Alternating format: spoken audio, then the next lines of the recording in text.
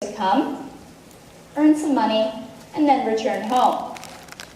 So this wasn't cyclical or seasonal labor, but people weren't supposed to bring their families. Generally, they had to leave them in their home countries, often for years at a time. Sometimes it did happen like this. Other times, people were able to bring their families, or at least covertly bring their families. Now, guest workers were particularly crucial in post-war European economies because before the war, the birth rate was not that high, actually. It had been at historic lows in many, many places. Even, actually, in Nazi Germany, where policies were meant to encourage people to have more children, women who had 5 or more children were honored, there were marriage loans and sort of baby bonus type programs in Nazi Germany, but even that didn't increase the birth rate. So the need for labor was very high. The death rate from the war didn't help matters. The need for the economic boom also required a massive number of laborers. A few more examples. In 1946, tens of thousands of Italians were brought to Belgium to work in the coal mines. In 1956, the West German Chancellor, Adenauer, traveled to Italy with the goal of recruiting Italian workers to the German economy. And over the next 10 years, the West German government actually signed agreements with many countries of the South, arranging for the movement of these Gastarbeiter. Most of them were men under the age of 25, many of whom were whose skills had become irrelevant in their own countries, such as agricultural skills. Another source of labor movement was from the colonies, or from former colonies. So in other words, decolonization affected demographic changes within Europe. In the first years, these numbers were quite small. The decolonization process meant that the first workers who came from the colonies to the metropoles were generally white. So people coming from Algeria, or maybe white French-born Algerians. They usually took advantage of these processes first. But also the number of former subjects who moved to Europe began to pick up dramatically, until by 1969, in that year alone, 600,000 moved from Algeria to France.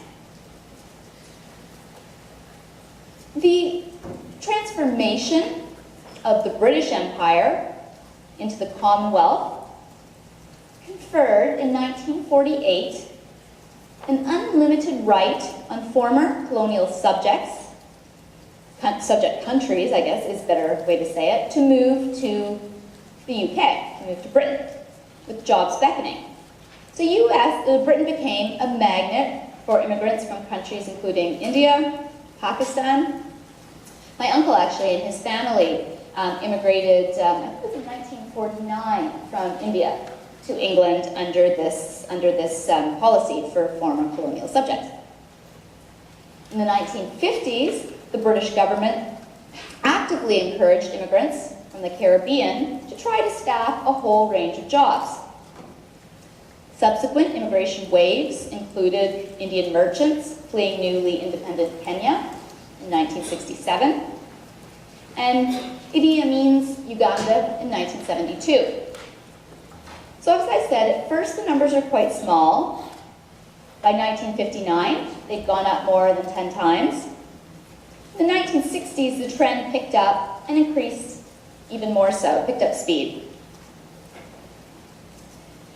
Having said that, even as late as 1976, there were only about 2 million people listed on the British census as, quote, non-white. And that was 3% of the population. And of those, 40% had been born in Britain.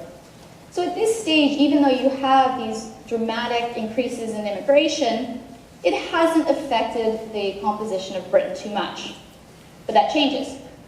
The mid-70s and the 1980s. so-called face of Britain changes.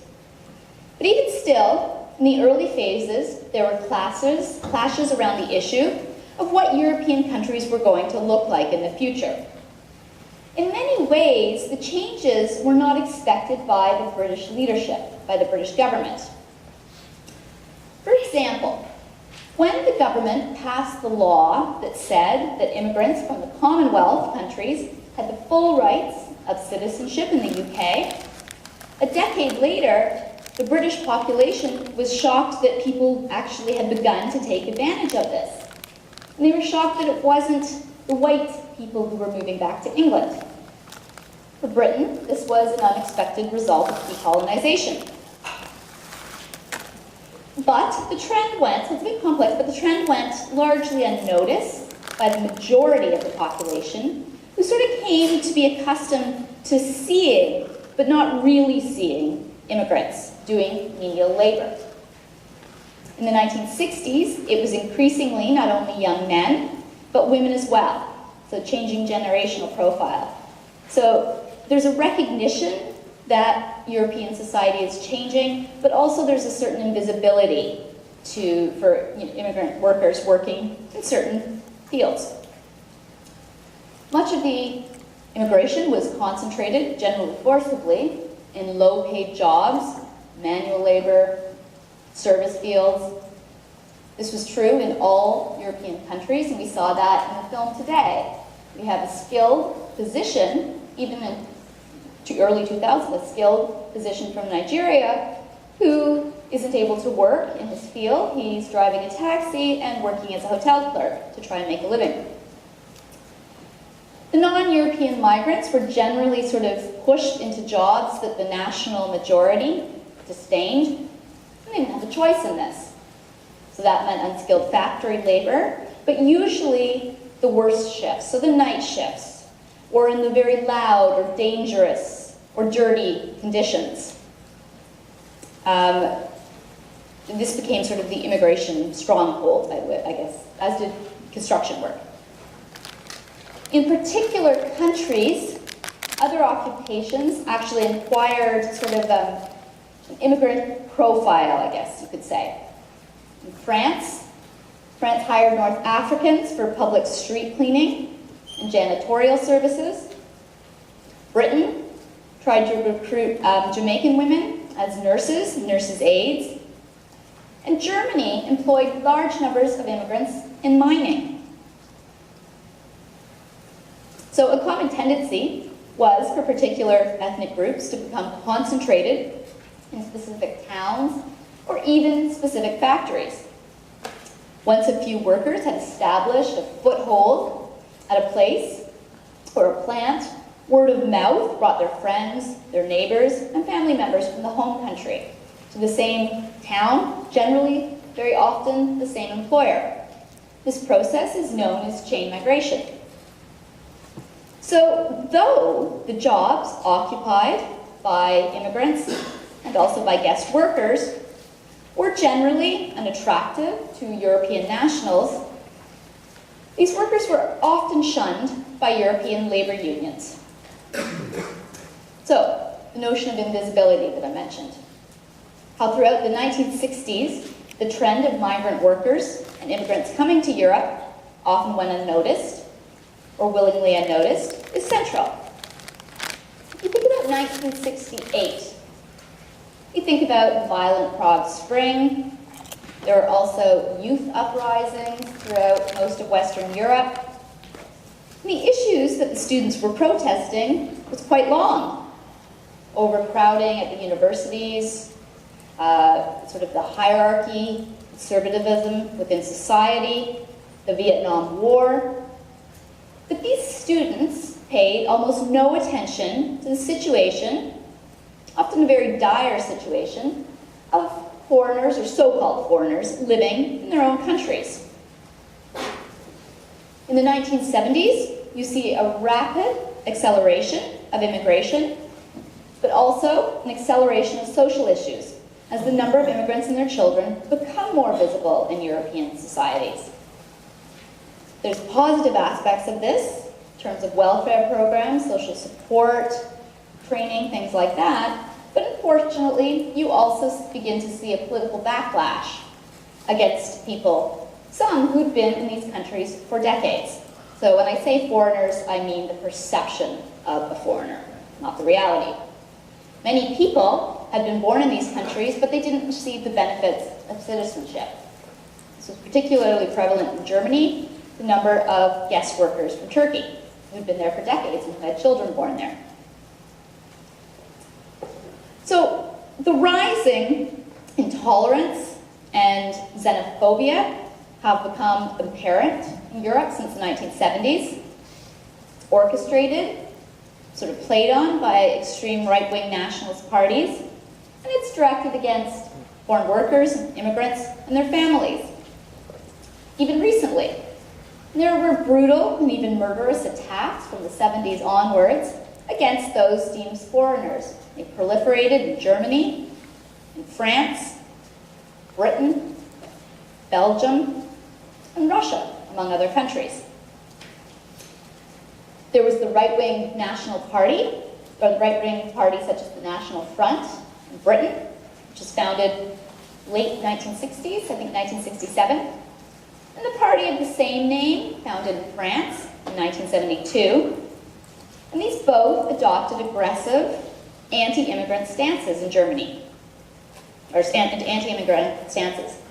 In Germany, the German People's Union denounced legal changes in 1999, so this is very recent. They denounced legal changes made in 1999 that made it easier for long-time foreign-born residents to become citizens. Xenophobia has also been seen more recently in countries that we sort of view as traditionally liberal, open-minded countries. Scandinavia, Sweden, Denmark. In Belgium, the right-wing Flemish Interest Party has made anti-immigration a central part of its appeal. It sort of challenges Belgian unity as well. In the last decade, Russia has seen a spate of murderous attacks on foreigners, or those who actually just look foreign in someone's view, particularly people from Central Asia and from Africa. Austria, Jörg Haider, politician, passed away in 2008. He was the head of the Austrian Freedom Party. And he brought the party into Austrian government in 2000 after making immigration a central issue and allying with the conservative People's Party in Austria. And of course, Haider is the one who has commented on, has made comments that pretty much Holocaust denial type of comments.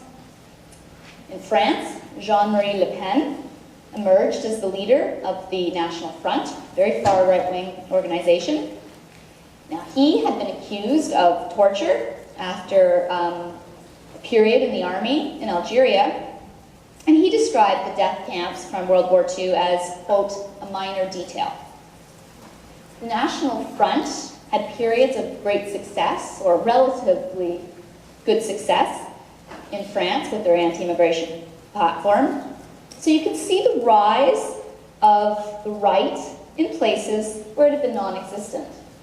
So in the 1980s in France, the National Front made some quite prevalent gains.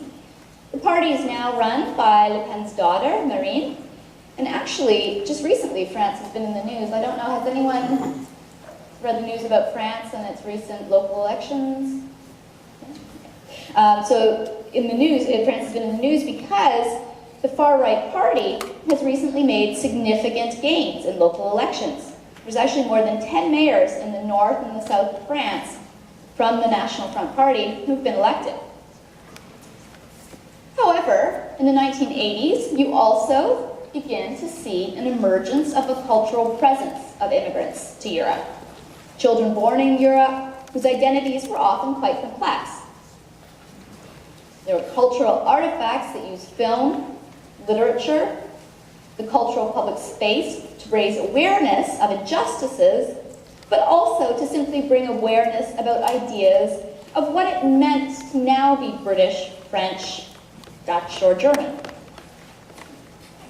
In Germany, where people of Turkish descent had become more and more visible and a numerous minority in the 1970s, the first novel written by a Turkish author named Dahl, living in Germany and writing in German, was published. This is called in English When Ali Hears the Bell Toll. It was written in 1979. Now, the author, Dahl, was raised in Turkey and immigrated to West Berlin in 1972.